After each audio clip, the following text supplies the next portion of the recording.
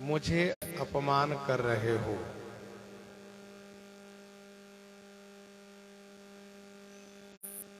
तुमने धनुष को तोड़ करके अपने गर्व को, घमंड को बढ़ा लिया है। अहंकार तो ऐसा हो गया है कि जैसे कि मानो पूरे संसार को जीत करके खड़े हो। तब भगवान श्री रामचंद्र जी ने कहा कि हे मुनि, आप विचार करके कहिए,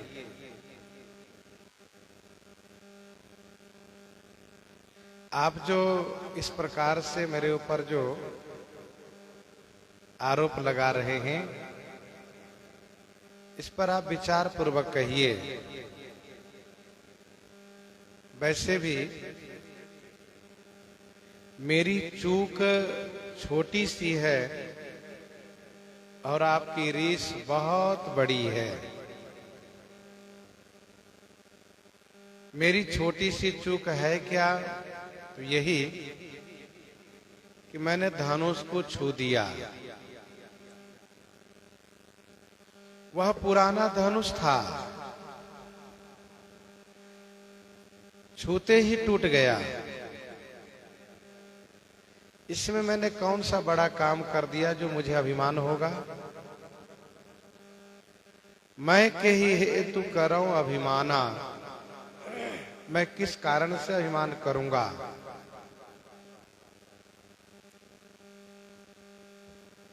जो हम निदरहि विप्रबदी, सत्य सुनहु भृगुनाथ। तो अस को जग सुभट जेहि, भय बस नावहि मात।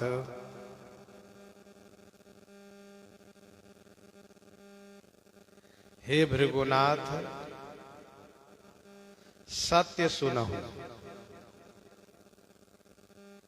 हम जौ विप्रबदी निदरहि, हम जौ माने यदि आपको ब्राह्मण कह करके निरादर करते हैं,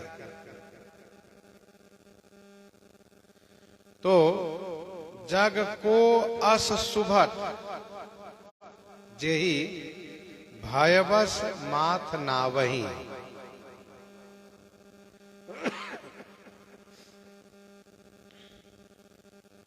हे भृगुनाथ,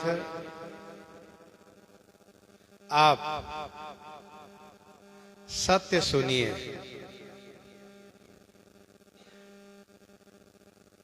मैं आपसे सत्य बोल रहा हूं, झूठ नहीं बोल रहा हूं।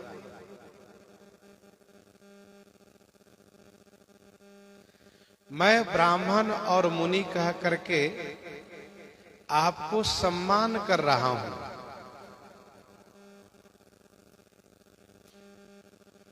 और आप समझते हैं कि विप्र कह करके मेरा अपमान कर रहे हो।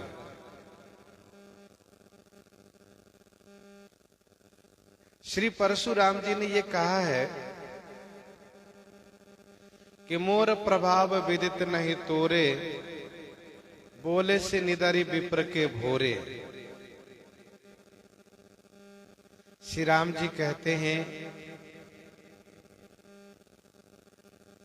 कि मेरी दृष्टि में ब्राह्मण और मुनि कहना यह सम्मान परक है। मैं ब्राह्मण को, मुनि को बहुत सम्मान करता हूं और आपको भी सम्मान पूर्वक ब्राह्मण और मुनि कह करके संबोधित कर रहा हूं। आप इस भ्रम में न रहिए कि मेरा धनुष, फरसा, बाण देख करके डर रहा है।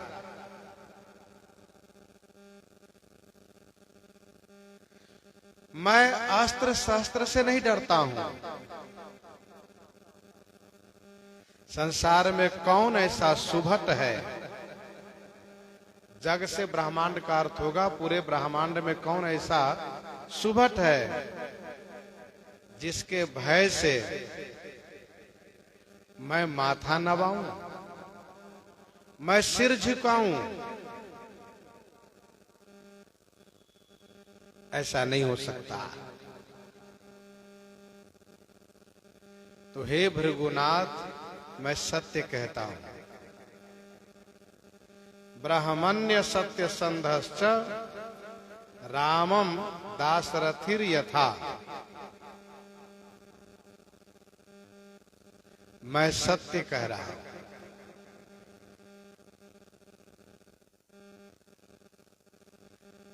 मैं ब्राह्मण और मुनि कह करके आपको सम्मान करता हूं, निरादर नहीं। और आप उसको निरादर समझते हैं। देवदनुज भूपति भट नाना, समबल अधिक हो बलवाना। देवदनुज भूपति भट नाना, समबल अधिक हो बलवाना। समबल अधिक। देवदनुज भूपति भट नाना।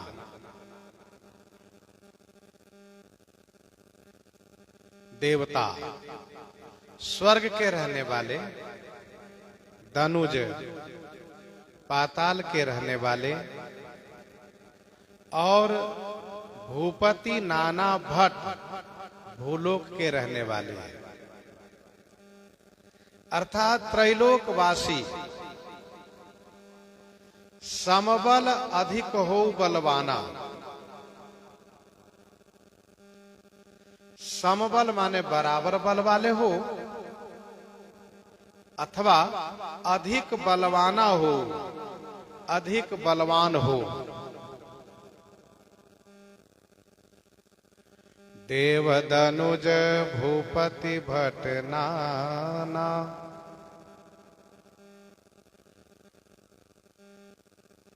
भगवान श्री रामचंद्र जी त्रैलोक के उन सभी योद्धा बलवान के बारे में कह रहे हैं। एक यहां पर प्रश्न है। श्री लक्ष्मण जी ने ये कहा था कि सुर महेश्वर हरिजन अरुगाई, सुर महेश्वर हरिजन अरुगाई, हमरे कुल इन परन सुराई। देवता, ब्राह्मण, भक्त और गौ, इन चारों पर हमारे कुल के लोग वीरता नहीं दिखाते।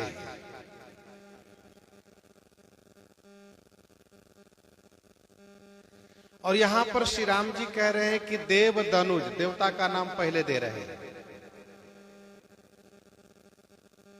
तो श्री लक्ष्मण जी कहते हैं कि हमारे कुल के लोग देवता पर अपनी वीरता नहीं दिखाते हैं।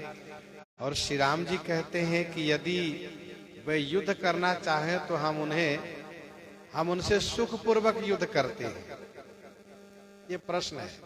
इसका समाधान ये है कि रघुवंशी देवताओं का सम्मान करते हैं, देवताओं से युद्ध नहीं करते हैं। लेकिन यदि कोई देवता लड़ना चाहे तो ये इसका मतलब है। जैसे जेसुर समर वीर बलवाना, जिनके लरिवे कर अभिमाना। तो जो देवता युद्ध करना चाहेंगे, युद्ध के लिए ललकारेंगे, उनके लिए श्री राम जी कहते हैं। तो देवलोकवासी देवता, पातालवासी धनुज दैत्य और भूलोकवासी राजा तथा अनेक भट्ट, बराबर बल के हो अथवा अधिक बल वाले हो, दो का नाम ले रहे हैं, समबल और अधिक बलवान। कम बल वालों का नाम नहीं ले रहे हैं, क्योंकि कम बल वाले भला क्यों लड़ने आएंगे? कम बल वाले क्यों लड़ने आएंगे? इसलिए कम बल वालों का नाम श्री राम जी नहीं लिए। दूसरा भाव यह है कि श्री राम जी के बराबर ही कोई नहीं है, तो अधिक बल वाले कौन होंगे? जय समान अतिशय नहीं कोई। लेकिन हमारे श्री राम जी किसी को छोटा करके नहीं मानते। श्री राम जी किसी को छोटा करके नहीं मानते हैं, बराबर अथवा अधिक बल वाले, अधिक बलवान, इन्हीं दो को मानते हैं। इस प्रकार से दो मानते हैं। ये श्री राम जी की शिष्टता है, यह उनका शील गुण है कि अपने से किसी को छोटा न मानना। हमारे बराबर के हैं अथवा हमसे बड़े हैं, यह मानना। आगे श्री राम जी कहते हैं, जौर न हमहि, जौर न हमहि प्रचार को, लरहि सुखे न काल के न हो, लरहि सुखे न काल के न हो। जो माने यदि रन में हम ही को प्रचारई, यदि रन में हमें कोई प्रचारई माने ललकारे, तो सुखेन लरहि, सुख पूर्वक हम उनसे लड़ते हैं, चाहे युद्ध में काल ही क्यों ना आ जाए, काल किन हो।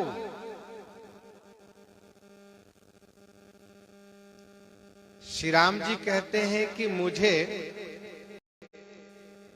ललकार बर्दाश्त नहीं होता है।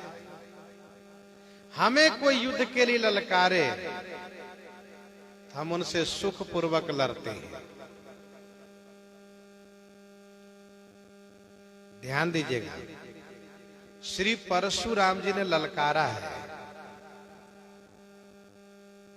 छालुता जी का रही समर शिव द्रोही, बंधु सहित नत मारो तो ही। श्री परशुराम जी ने युद्ध के लिए चुनौती दिया है, कहा युद्ध करो हमसे। करु परितोष मोर संग्रामा, नाहित छाड़ कहाउ रामा। श्री राम जी कहते हैं कि हमें ललकार बर्दाश्त नहीं होता है और हम ललकार को सह नहीं सकते, हम उनसे सुख पूर्वक लड़ते हैं। आपसे डर रहे हैं तो केवल आपके ब्राह्मणत्व के कारण, ऐसा नहीं कि आपकी फरसा, आपके धनुष बाण से हम डर रहे हैं, ऐसा नहीं है। हम आपके ब्राह्मण होने से डर रहे हैं। और श्री लक्ष्मण जी ने भी इस बात को कहा है कि भृगुकुल समुझी जनऊ बिलोकी, जो कछु कहूं सहूं रिस रोकी। भृगुकुल समुझी जनऊ बिलोकी, जो कछु कहूं सहूं रिस रोकी। यहां पर श्री राम जी कहते हैं कि हमें ललकार सहन नहीं होता, बर्दाश्त नहीं होता। जो रन हमें प्रचार कोई लरहि सुखेन, हम सुखपूर्वक लड़ते हैं। आप यह ना सोचे कि आप से युद्ध करने के लिए हम डरते हैं, ऐसा नहीं है।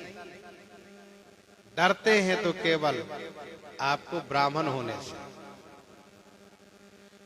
अच्छा, क्षत्रियों के लिए युद्ध उत्सव माना जाता है और वीर पुरुष वह कहलाता है जो युद्ध में,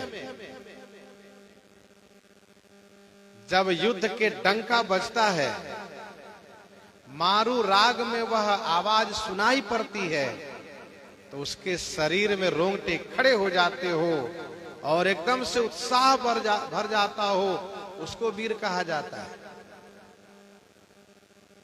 ऐसा न हो कि युद्ध के डंका बजा हो, मारू राग में बाजा बज रहे हो और बेचारे कांप रहे हो, उनके पांव कांप रहे हो, हृदय में धड़कनें बढ़ रही हो, वह वीर नहीं कहला सकता है।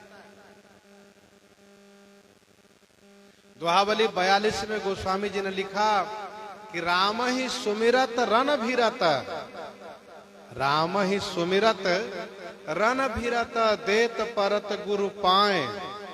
राम ही सुमिरत रण भीरत, देत परत गुरु पाए। तुलसी जिन्हि न पुलक तना, ते जग जीवत जाए। उसका जगत में जीना ही व्यर्थ है जो रण में भिरते समय में पुलकित न हो, हर्षोल्लासित न हो। श्री राम जी कहते हैं हम तो सुखपूर्वक लड़ते हैं उनसे। श्री राम जी यह नहीं कहते हैं कि हम उनको जीत लेते हैं। जीतना, यह कहना अभिमान प्रकट होता है। श्री राम जी कहते हैं कि हम उन्हें सुखपूर्वक उनसे लड़ते हैं। लड़ना यह हमारा क्षत्रिय का धर्म है। काल किन हो, काल ही क्यों न सामने आ जाए। काल का मतलब वह काल कौन जो पूरे जगत को भक्षण करता है। अग जग जीव नाग नर देवा, नाथ सकल जग काल कलेवा। संपूर्ण चराचर को जो काल कलेवा करता है, नाश्ता करता है, वह काल भी यदि मुझे ललकारे तो मैं उसे सुखपूर्वक उनसे लड़ूंगा।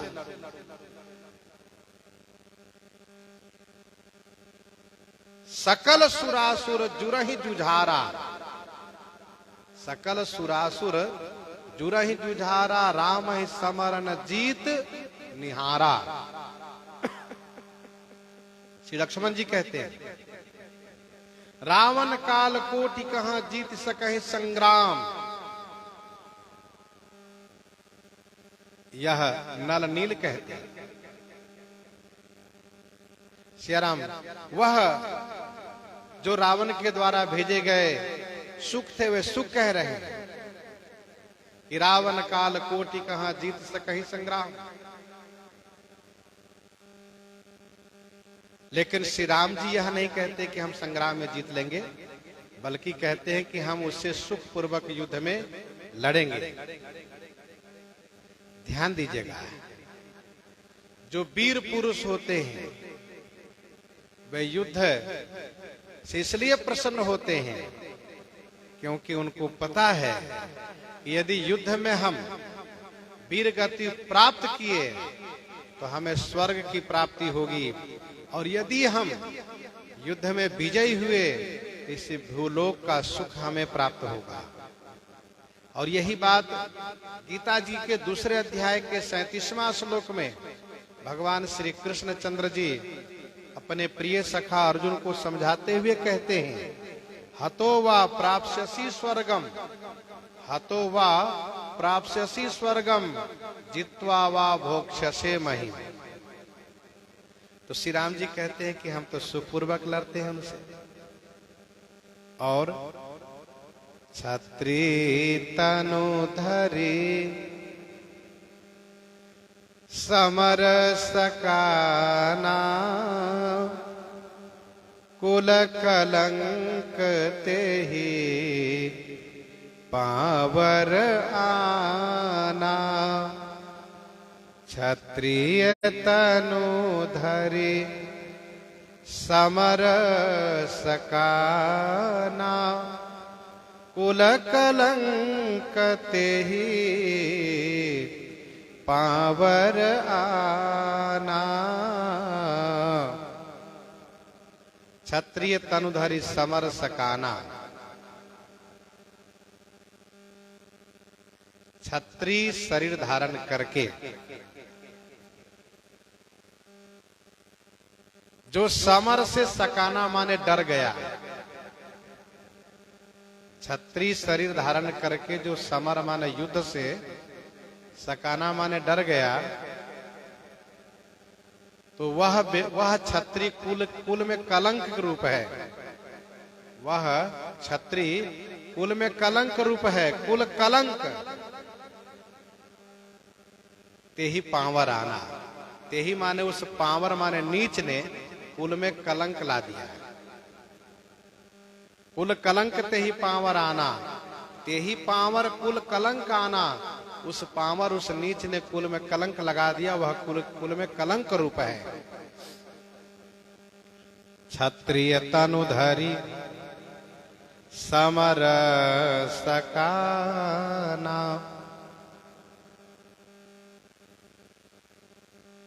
क्षत्रिय युद्ध से कभी डरते नहीं। रण में लड़ते हुए वे और उत्साहित होते हैं। घाव लगने पर, चोट लगने पर भी वे आगे बढ़ते रहते हैं। कभी वे पीछे पांव नहीं करते, कभी पीठ नहीं दिखाते हैं।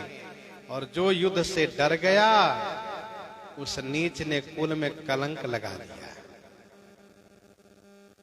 ये क्षत्रिय शरीर का प्रभाव है।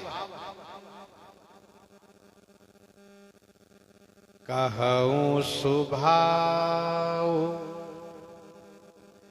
न कुलहि प्रशंसी, कालहु डरहि न रन रघुवंशी। कहूं सुभाव न कुलहि प्रशंसी, कालहु डरहि न रन रघुवंशी। क्षत्रिय में भी अलग अलग क्षत्रिय है। चंद्रवंशी, सूर्यवंशी, अग्निवंशी। श्री राम जी कहते हैं मैं रघुवंशी की बात कर रहा हूं। कहौ स्वभाव, मैं स्वभाव कह रहा हूं रघुवंशी का। न कुल ही प्रशंसी, मैं कुल की प्रशंसा नहीं कर रहा हूं। जो यथार्थ है, जो स्वभाव है, वह कह रहा हूं। रघुवंशी रण कालहु न डरहि, रघुवंशी रणभूमि में काल से भी नहीं डरता है। कहूं स्वभाव न कुलहि प्रशंसा। रघुवंश का इतना बड़ा प्रभाव रहा है कि इस रघुवंश के बाहुबल में देवलोकवासी अपने आप को सुरक्षित महसूस करते रहे। सुरपति बसई बाहुबल जाके, नरपति सकल रहहि रुख ताके। ये वे सूर्यवंशी, ये वे रघुवंशी है। मैं इस वंश का स्वभाव कहता हूं। देखिए, सबका स्वभाव अपना अपना अलग अलग होता है। व्यक्ति का स्वभाव होता है, जाति का स्वभाव होता है। तो श्री राम जी कहते हैं हमारी जाति रघुवंशी जो है, इसका स्वभाव है।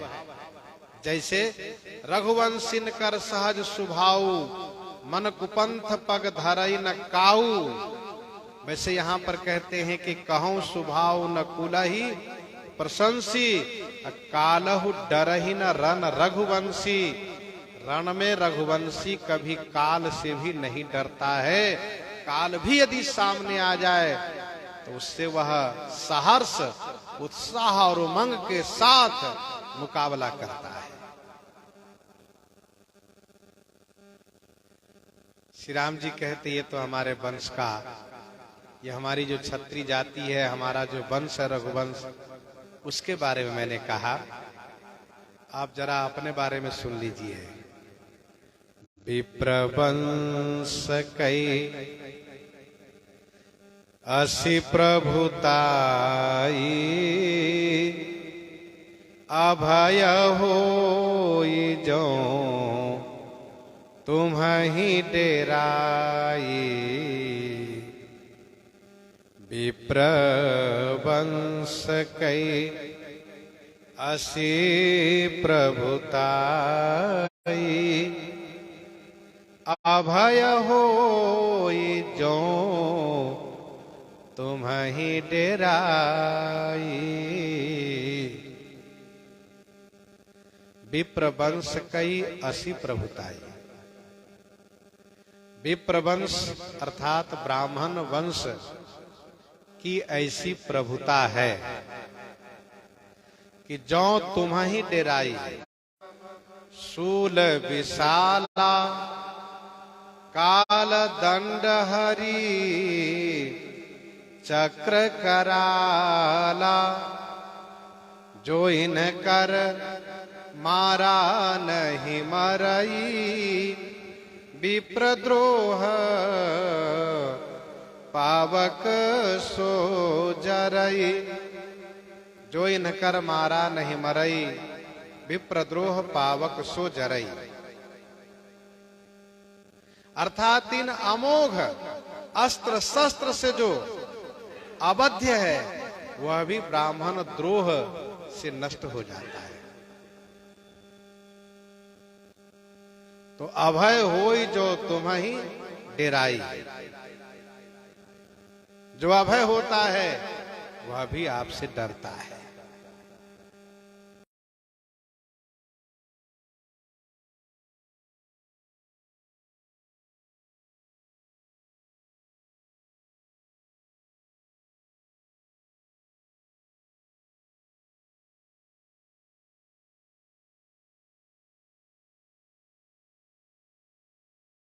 विष्णु महेश। तो यह है ब्राह्मण वंश का प्रभाव, ब्राह्मण वंश की प्रभुता। हम ब्राह्मण वंश से डरते हैं, हम अस्त्र शस्त्र की ललकार से नहीं डरते हैं, युद्ध से नहीं डरते हैं। अब गोस्वामी जी कहते हैं कि भगवान श्री रामचंद्र जी ने जब इस प्रकार से कहा, एक ही चौपाई में कहा कि विप्रवंश के असि प्रभुताई, अभय होई जो तुम्हि डेराई। तो सुनि मृदु गूढ़ बचन रघुपति के। सुनि मृदु गूढ़ बचन रघुपति के, उघरे पटल परशुधर मति के। उघरे पटल परशुधर मति के। सुनि मृदु गूढ़ वचन रघुपति के। रघुपति श्री रामभद्र जी के मृदु माने कोमल, गूढ़ माने रहस्यपूर्ण वचन को सुन करके परशुधर, परसा धारण करने वाले श्री परशुराम जी की बुद्धि के, पटल माने पर्दे, उघरे माने हट गए। पर्दे खुल गए। सुनि मृदुगूढ़ बचन रघुपति के,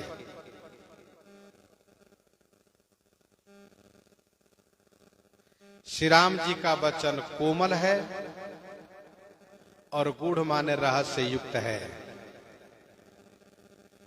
श्री परशुराम जी को सोचने के लिए विवश होना पड़ा कि बताओ, जो त्रैलोक को जीतने का सामर्थ्य रखने वाले हो और वह ब्राह्मण की गाली सहे, जो त्रिभुवन को जीतने का सामर्थ्य रखने वाले हो वह ब्राह्मण के द्वारा गाली सहे, यह जीव से संभव नहीं है। तो कहीं ऐसा तो नहीं कि ये ब्रह्म है, भगवान आ गए हैं। परशुराम जी के मन मस्तिष्क में यह बात गूंजने लगी कि इतना सहन जीव में संभव ही नहीं है। दूसरा, शंकर जी के धनुष को तोड़कर भी अभिमान न करना और यह कहना कि मैंने कौन सा बड़ा काम कर दिया है कि मुझे अभिमान होगा, ये तो पुराना धनुष था, छूटे टूट गया। तो इतने बड़े कार्य को करने के बाद जिस धनुष को कोई हिला नहीं सका, कोई उठा नहीं सका, एक नहीं 10,000 राजा लग गए फिर भी नहीं उठ सका धनुष, उसको तोड़कर भी अभिमान न होना, इतने बड़े कार्य करने के बाद भी अभिमान न होना, ये तो ईश्वर में ही संभव है। जीव में थोड़ा सा काम होने के बाद अभिमान हो जाता है, हमने इतना बड़ा काम किया है। जीव की प्रकृति में है अभिमान होना और ईश्वर की प्रकृति में है अभिमान न होना। तो श्री परशुराम जी सोच रहे हैं ये तो भगवान तो नहीं है, और यदि भगवान है तो मुझसे तो बड़ी गलती हो गई। ये बात इनके मन में आ रही है बार बार। श्री रघुनाथ जी का वचन सूर्य किरण के समान है। सूर्य किरण के समान है, जैसे सूर्य के किरण से सारे अंधकार समाप्त हो जाते हैं, वैसे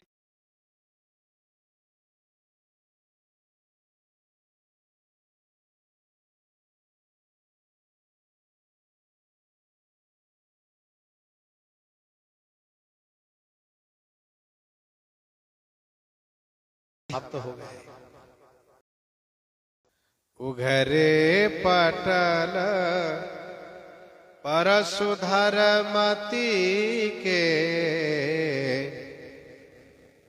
उघरे पटल परशुधर मति के। श्री परशुराम जी की बुद्धि के पर्दे खुल गए। उघरे यह बहुवचन है, एक पर्दा नहीं है, कई पर्दे हैं। आगे परशुराम जी स्वयं कहेंगे, जय मदमोह कोह भ्रम हारी, जय मदमोह कोह भ्रम हारी। और ये सभी अंधकार के प्रतीक है, ये सभी अंधकार है। मद मोह कोह भ्रम सभी अंधकार है, अंधेरा है। मदमोह महा ममता रजनी, मदमोह महा ममता रजनी, घोर क्रोध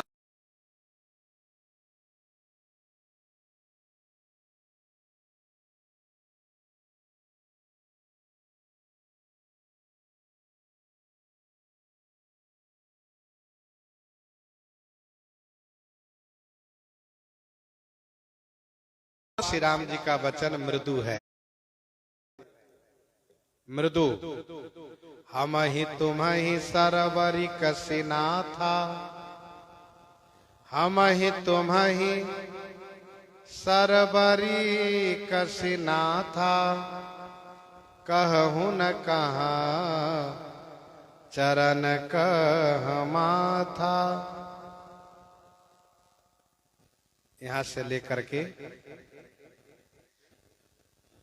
क्षमहु विप्र अपराध हमारे,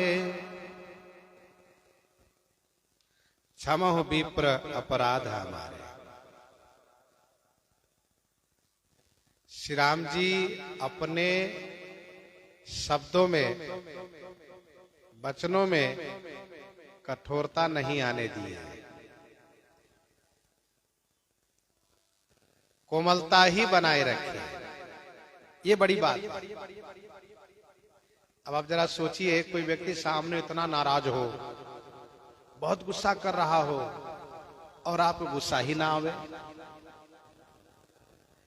वे कठोर बोले, आप कोमल बोले, ये बड़ा कठिन काम है। और यह कार्य श्री राम जी से ही संभव है। आपने प्रसंग में सुना है, भृगुपति बकहि कुठार उठाए, फरसा उठाए हैं, बकबका रहे हैं और कह रहे अभी मारूंगा, बंधु सहित न तो मारो तो ही। लेकिन श्री राम जी फिर भी अपने शब्दों में कठोरता नहीं आने दी।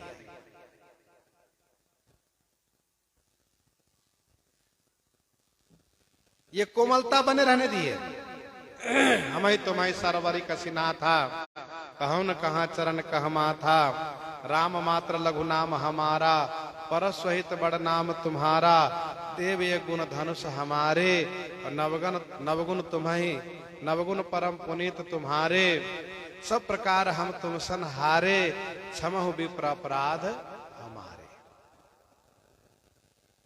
ये मृदुता है, कोमलता है। गुड़ क्या है?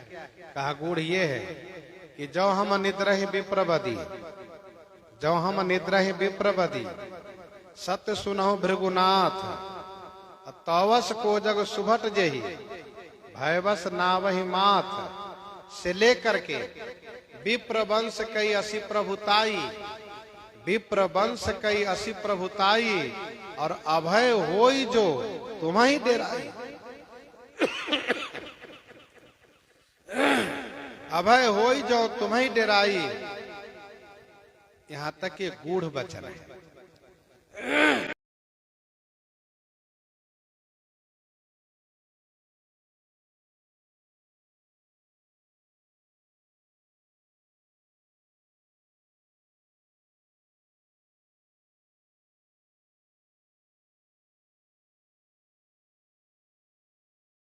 मिटाई मोर संदेहो,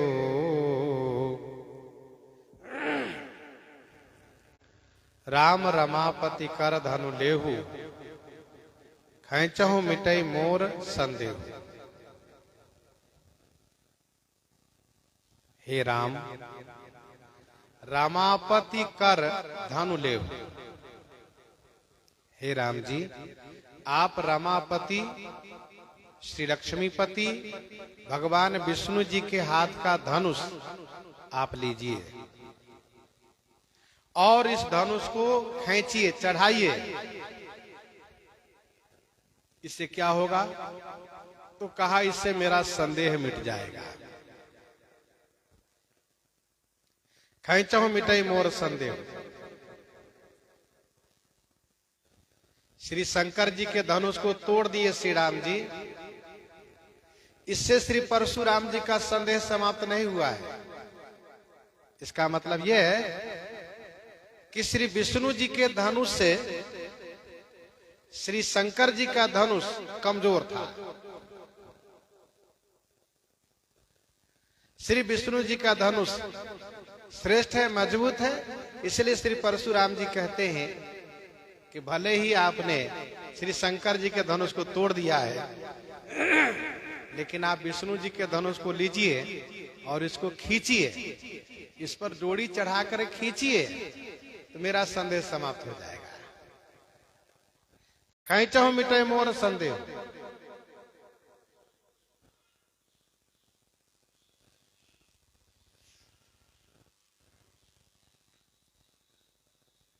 कथा तो ऐसी है कि श्री परशुराम जी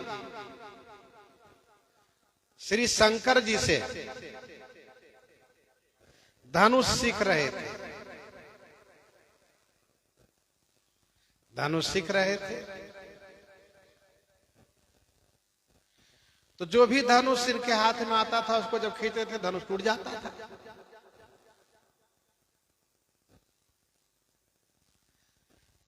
जो भी धनुष इनके हाथ में आवे तो जैसे उसको चढ़ा में खींचे धनुष टूट जाए। तब इन्होंने भगवान विष्णु जी से धनुष प्राप्त किया और यह धनुष इनसे नहीं टूटा। अध्यात्म रामायण में वर्णन है, अध्यात्म रामायण में वर्णन है कि चक्र तीर्थ में श्री परशुराम जी ने तपस्या की है।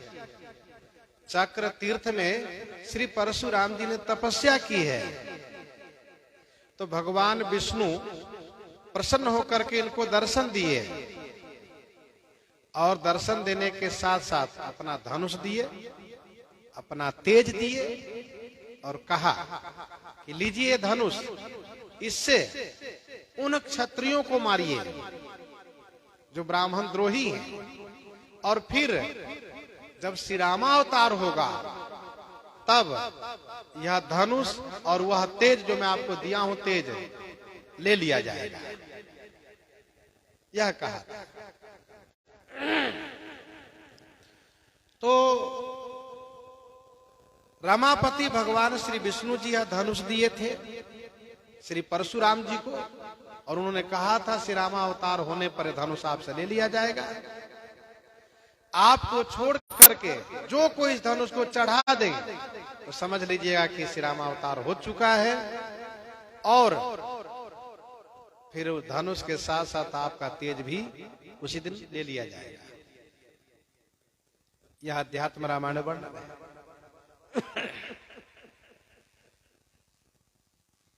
खैचहु मिटे मोर संदेह, आप खींचिए जिससे मेरा संदेह समाप्त हो जाए। जिस प्रकार से भगवान श्री रामचंद्र जी ने अपने सखा सुग्रीव से यह कहा कि मित्र चिंता छोड़ दो, सखा सोच त्यागहु बल मोरे, सब विधि घटब काज में तोरे। तब सुग्रीव के मन में संशय हो गया, यह मेरा सौभाग्य है कि ऐसे मित्र हमें प्राप्त हुए जो इस प्रकार से आश्वासन दे रहे हैं कि मित्र चिंता मत करो। लेकिन कहीं ऐसा न हो कि इनको जानकारी ठीक से न हो कि बाली कितना बड़ा बलवान है और बाली के सामने होने पर कहीं ऐसा न हो कि हमारे मित्र मारे जाए और साथ साथ हम भी मारे जाए। ये ठीक नहीं होगा। तो सुग्रीव ने यह कहा कि बाली महाबल अति रणधीरा। सरकार वह बाली तो महान बलवान है, बड़ा रणधीर है। तो श्री लक्ष्मण जी ने कहा आपको विश्वास कैसे होगा कि श्री राम जी बाली को मार देंगे? तब सुग्रीव ने कहा यह दुंदवी की हड्डी है, अस्थि है, इसको श्री राम जी अपने पदांगुष्ठ से, इसको अपने पदांगुष्ठ से श्री राम जी आकाश में फेंक दें तो विश्वास होगा। और ये 7 ताल का वृक्ष है, इसको एक बाण में गिरा दे तब मुझे विश्वास हो जाएगा कि सुग्रीव तब बाली को श्री राम जी मार सकते हैं, या मुझे पूर्ण विश्वास हो जाएगा। तो गोस्वामी जी ने कहा कि दुंदभी अस्थिताल दिख राय, दुंदभी अस्थिताल दिख राय, बिनु प्रयास रघुनाथ ढहाए, जब श्री राम जी दुंदुभि को आकाश में हवा में उड़ा दिए, उस हड्डी को और सप्त ताल को एक ही बाण से गिरा दिए, देखी अमित बल बाढ़ी प्रीति, बाली बधवई न भई परतीति, फिर विश्वास हुआ। तो वैसे ही श्री राम जी के वचन से, शिव जी के धनुष तोड़ने से श्री परशुराम जी को अभी संशय समाप्त नहीं हुआ है। इसलिए श्री परशुराम जी कहते हैं, ये रमापति का धनुष है, लीजिए और इस पर डोरी चढ़ा करके इसको खींचिए, मेरा संशय समाप्त हो। गोस्वामी जी महाराज कहते हैं, श्री परशुराम जी ऐसा कहते हुए कि खैचहु मिटे मोर संदेहु, धनुष को जैसे आगे बढ़ाए तो देत चाप आप ही चली गयऊ, परशुराम मन विस्मय भयऊ, देत चाप आप ही चली गयऊ, परशुराम मन विस्मय भयऊ।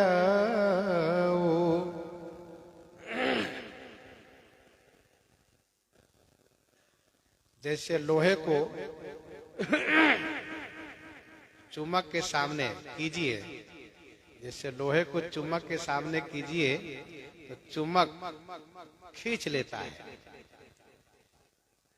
वैसे ही देत चाप, श्री परशुराम जी जब धनुष देने लगे, अपने आप धनुष चला गया, अपने आप चला गया।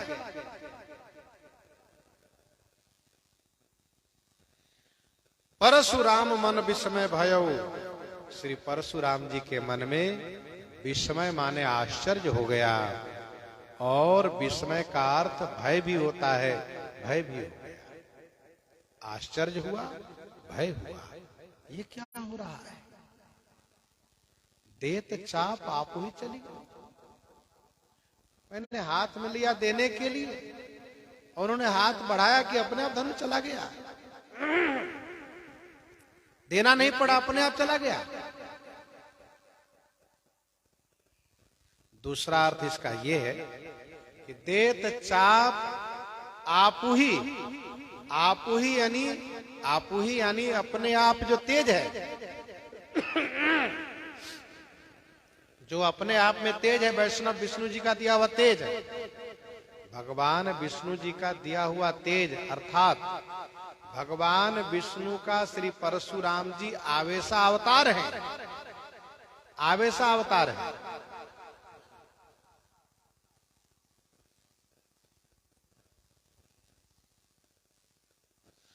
तो जैसे पानी में अग्नि का आवेश आ जाता है, आप देखिएगा कि ठंडा पानी है, उसको जब बर्तन में रख करके चूल्हे पर चढ़ाइए और गर्म कीजिए तो पानी में अग्नि का आवेश आ जाता है, और पानी ऐसा गर्म हो जाता है उसको यदि छींटा पड़ जाए शरीर पर तो शरीर जलने लगता है तुरंत।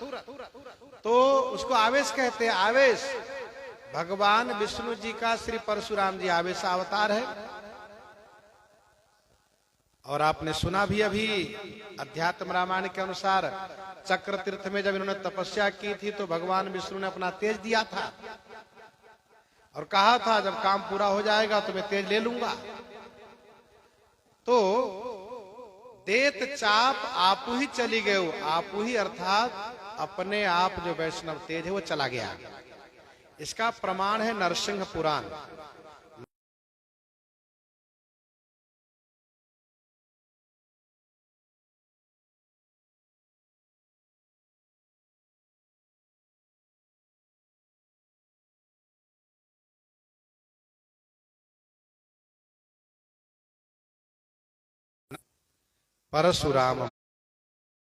परशुराम जी के मन में आश्चर्य हुआ। अब श्री परशुराम जी केवल ब्राह्मण रह गए। श्री परशुराम जी में जो विशेष तेज था भगवान का, जो भगवान का आवेशावतार था, वो आवेशावतार वाला काम पूरा हो चुका है, इसलिए वह तेज निकल के चला गया। तो नरसिंह पुराण के अनुसार वह तेज भगवान श्री राम जी के मुख में समाहित हो गया।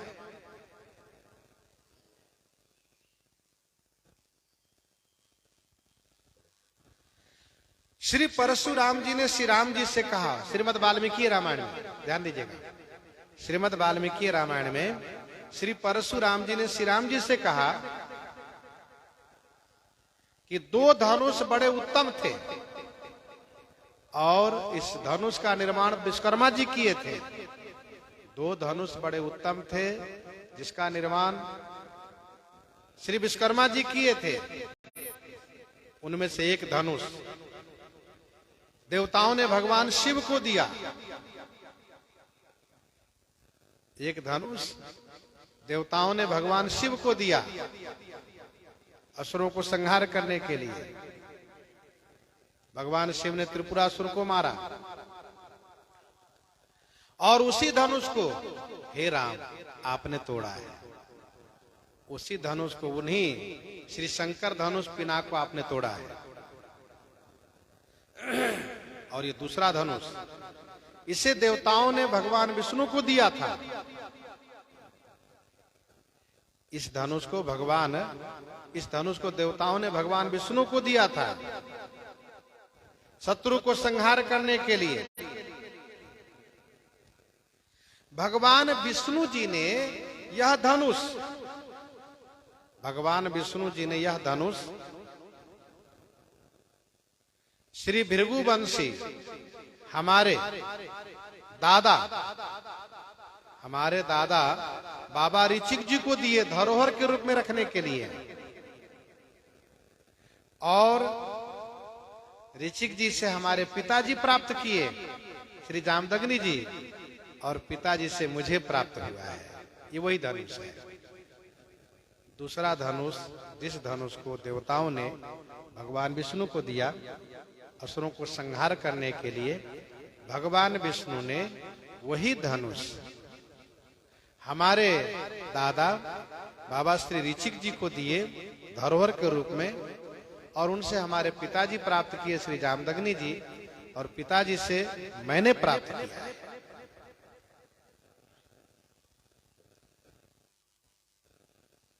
श्रीमद् वाल्मीकि रामायण में श्री परशुराम जी कुछ और बात कह गए।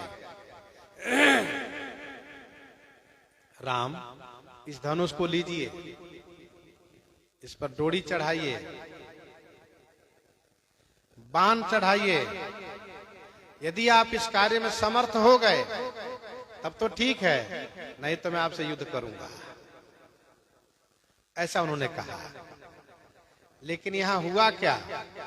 धनुष दिए तेज चला गया, धनुष भी अपने आप चला गया, और कुछ संतों ने कहा धनुष अपने आप चढ़ भी गया, और श्री राम जी झट से धनुष पर बाण का संधान भी कर दिए। और बाण के संधान करने के बाद श्री राम जी परशुराम जी की ओर देखने लगे।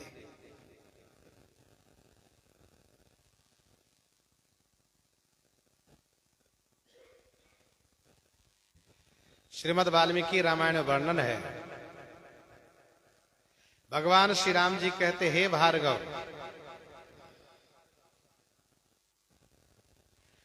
आप हमें क्षत्रिय धर्म से हीन दुर्बल समझ करके अपमान कर रहे हैं।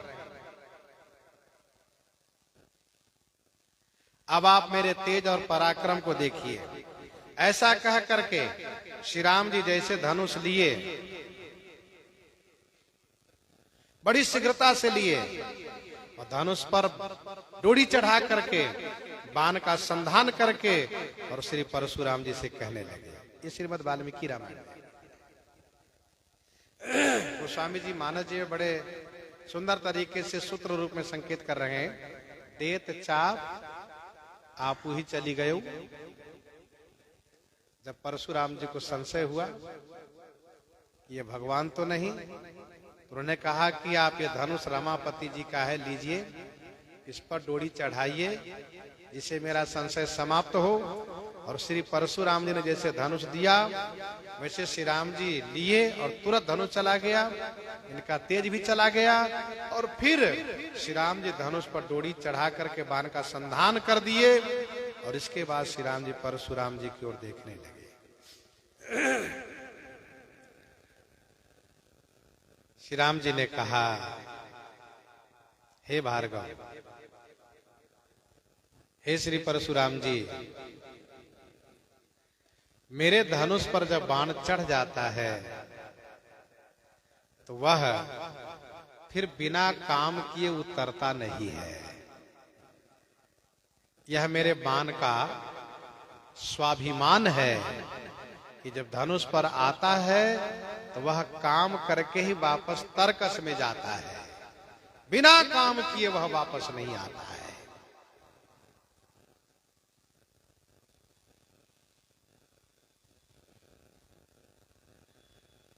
और श्री राम जी ही एक ऐसे हैं, श्री राम जी ही एक ऐसे हैं कि उनका बाण कभी व्यर्थ नहीं जाता है। जिमी अमोघ रघुपति कर बाना, और काम करके वह तरकस में वापस आता है। बाकी किसी वीर का बाण वापस नहीं आता है, काम किया तो नहीं किया तो वापस नहीं आता है। और श्री राम जी का बाण वापस आता है। लंका कांड में वर्णन है, भगवान श्री राम जी सुबेल पर्वत पर विराजित हैं, सुग्रीव की गोद में अपना सिर रखे हुए हैं और सुंदर अपने मंत्रियों से संवाद कर रहे हैं, वार्ता कर रहे हैं। अचानक दृष्टि दक्षिण दिशा की ओर पड़ी और श्री राम जी ने विभीषण जी से कहा, क्यों मित्र विभीषण, क्या बात है? बादल लगा है ऐसा लग रहा है, वर्षा होगी क्या? और यदि वर्षा हुई तो हमारी सेना को बड़ा नुकसान होगा।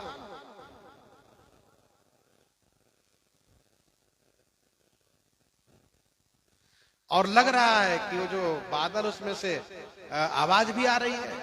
विभीषण जी ने स्पष्ट किया, सरकार तो आप तो सब जानते हैं, फिर भी मैं आपसे बताऊं कि वह कोई बादल नहीं है, वह रावण का छत्र है, मेघडंबर। मंदोदरी के कान के कुंडल है जो बिजली के समान चमक रहा है। वहां जो नृत्य हो रहे हैं, गायन हो रहे हैं, उसमें जो मृदंग बज रहे हैं, ये वही मानो मेघ की आवाज है। अब श्री राम जी को हंसी आ गई कि रावण इतना बड़ा बेवकूफ है, वो अपने आप को क्या दिखाना चाहता लंका वासियों को कि मुझे कोई डर नहीं लगता है। समुद्र पर पुल बना करके लंका में मैं आ गया हूं और उसके राज्य के 1/3 में अपने कब्जे में ले लिया हूं, इसके बाद भी वो नाच गान में मगन है, क्या दिखाना चाहता है? तो श्री राम जी उसको डरवाने के लिए क्या करते, बाण तुरंत धनुष पर चढ़ाते हैं और बाण चढ़ा करके तुरंत बाण छोड़ भी देते हैं। वो बाण वायु बाण बन जाता है, वायव्यास्त्र। दिखाई नहीं देता है कि क्या है, क्या जा रहा है। हवा की झोंका जाती है और हवा की झोंका जाकर क्या करती है, छत्र मुकुट ताटंक सब हते एक ही बाण, सबके देखत मही परे मरमन को उजान, अस कौतुक करी राम सर प्रविश आई निशंक। अस कौतुक करी राम सर प्रविश आई निशंक। लेकिन वहां उस रंग, उसी वहां पर जो नाच गान देखने की जो सभा है, वहां पर कहा किसी को पता ही नहीं चला। कंपन भूमि न मरुत विषेखा, अस्त्र शस्त्र कछु ने देखा, किसी ने देखा ही नहीं क्या हुआ। बस छत्र अलग गिरा है, मुकुट अलग गिरा है, मंदोदरी कान कुंडल अलग गिरा है, इस तरह दिखाई देने लगा।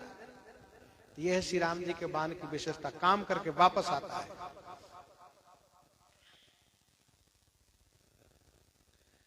मंदोदरी आगे भुज शीशा। जब तक युद्ध लंका कांड में चलता रहा, बाण आकाश में रावण के सिर और भुजाओं को लेकर घूमता रहा। लेकिन जब अंतिम में रावण का अंत हो गया है, रावण मारा गया है, तो फिर बाण क्या किया, मंदोदरी आगे भुज शीशा, धरि सर चले जहां जगदीशा प्रविशे सब निसंग हो जाई।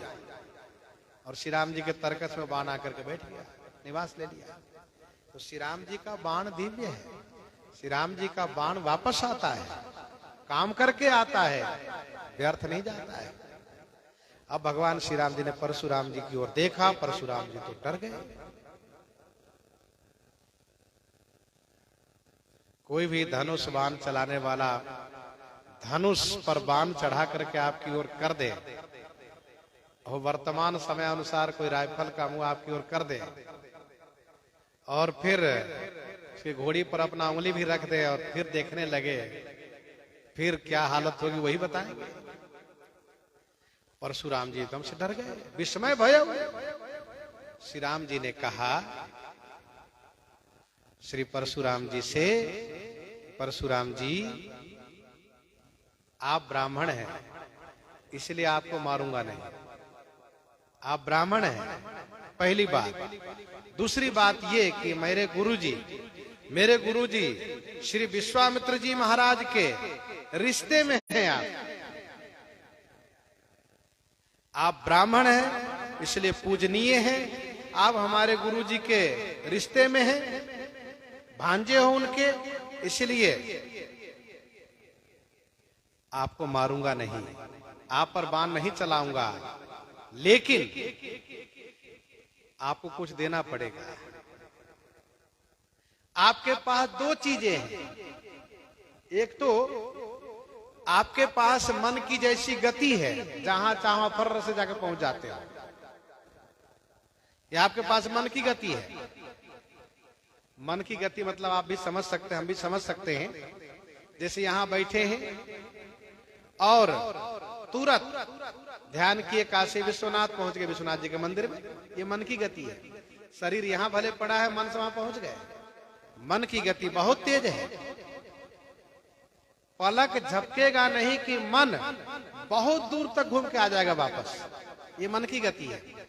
लेकिन हम लोग केवल मन ही दौड़ता है। और परशुराम जी विशेषता ये है, श्री परशुराम जी विशेषता ये है कि यदि उन्होंने सोचा कि मैं काशी, तो काशी पहुंच गए, चित्रकूट पहुंच गए, रामेश्वरम नाम लेते पहुंच गए, नाम पूरा नहीं हुआ कि पहुंच गए वहां, ये कहते हैं उनके मन की गति है।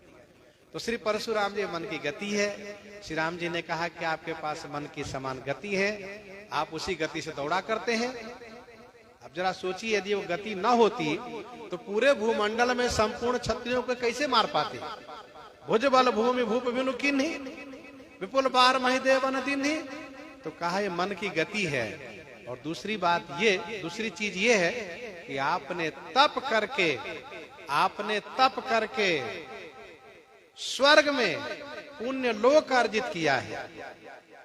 आपने तप करके स्वर्ग में पुण्य लोक अर्जित किया है। जब कोई पुण्य कर्म करता है तो उसके लिए स्वर्ग में निवास स्थान बनता है। ओक के नीव परी हरि लोक बिलोकत गंग तरंग तिहारो। तो आप इन दोनों में से एक दे दीजिए। आप अपने मन की गति को दे दीजिए, मूसी पर अपना बाण चला दूं, समाप्त हो जाए, अथवा तप द्वारा अर्जित जो पुण्य लोक है उसको दे दीजिए, मैं उसको नष्ट कर दूंगा। महाराज परशुराम जी महाराज इतना तड़क भड़क रहे थे, इतना जोर जोर से गरज रहे थे और इतना डांट रहे थे। श्री राम जी को इस प्रकार से कहने पर परशुराम जी एकदम से ढीले पड़ गए। परशुराम जी महाराज को लगा कि मुझसे बड़ी भूल हो गई। फिर आंखों में आंसू भर करके हाथ जोड़ करके श्री परशुराम जी ने कहा, हे राघव, हे श्री राम भद्रजू, आपसे सविनय प्रार्थना यह है कि आप मेरे मन की गति को नष्ट न करें। क्योंकि मैंने जब अंतिम 21वें बार जब 21वें बार में क्षत्रियों का संहार किया और ये संपूर्ण भूमंडल श्री कश्यप जी को दान में दिया, तो कश्यप जी ने कहा, परशुराम जी आप बार बार दान करते हो, फिर उसको कब्जा कर लेते हो, ले लेते हो, फिर दान प्रदान करते रहते हो। विपुल बार महिते वनति नहीं, एक ही चीज को बार बार दान करना ये अच्छी बात नहीं है। अब आप पृथ्वी दान हमें किए हो तो अब आज के बाद रात्रि विश्राम इस पृथ्वी पर नहीं करोगे आप। श्री परशुराम जी ने कहा ठीक है महाराज, मैं विश्राम नहीं करूंगा। तो श्री परशुराम जी कहते हैं कि हे राघव, मैंने उनको वचन दिया है श्री कश्यप जी को कि मैं रात्रि विश्राम पृथ्वी पर नहीं करूंगा। यदि आप मेरे मन की गति को नष्ट कर देंगे तो मैं कहां जाऊंगा, मेरा वचन व्यर्थ चला जाएगा, मुझे पाप लगेगा। इसलिए आप मेरी गति को नष्ट न करें। हाँ, आप मेरे उस पुण्य लोक को नष्ट कर दें, क्योंकि कहीं न कहीं उसमें मेरा अभिमान भी जुड़ा हुआ है। मैंने तप करके इतना बड़ा पुण्य लोक अर्जित किया है, आप उसको नष्ट कर दीजिए।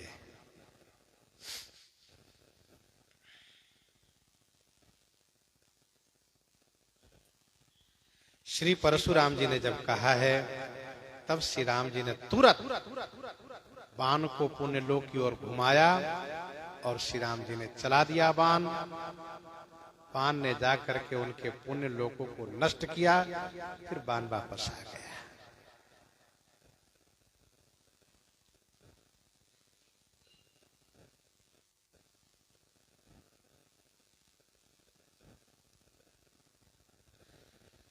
देत चाप आप ही चली गयो, परशुराम मन विस्मय भयो। श्री परशुराम जी के मन में विस्मय हुआ। स्वामी जी आगे कहते हैं,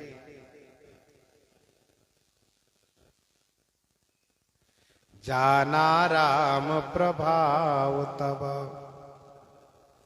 जाना राम प्रभाव तब, पुलक प्रफुल्लित गात,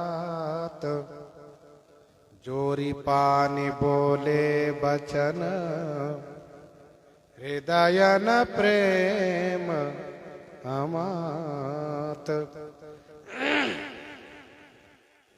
जाना राम प्रभाव तब, पुलक प्रफुल्लित गात। श्री राम जी का प्रभाव जाना तो श्री परशुराम जी का गात माने शरीर पुलक से प्रफुल्लित हो उठा। फिर पानी जोरी माने हाथ जोड़ लिए, हृदय में प्रेम समा नहीं रहा है। दोनों हाथ जोड़ करके श्री परशुराम जी महाराज श्री राम जी के सन्मुख स्तुति कर रहे हैं। और स्तुति करके जिस प्रकार से परशुराम जी